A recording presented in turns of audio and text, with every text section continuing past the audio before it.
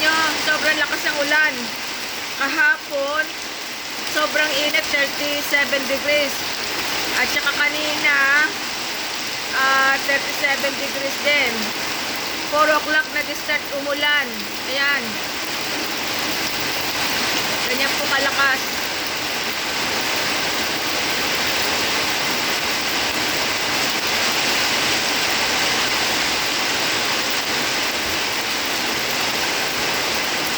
Kaya hindi kami gaano makapag damo. Buti na lang kanina nag-cut ng loan yung anak ko. Ayun. Kaya medyo maiksi ang ano. Ayan, kumukulog pa.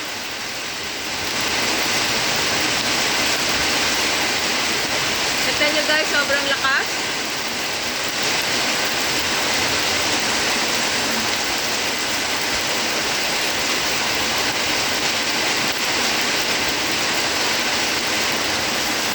Sige, ganito na lang guys. Update lang.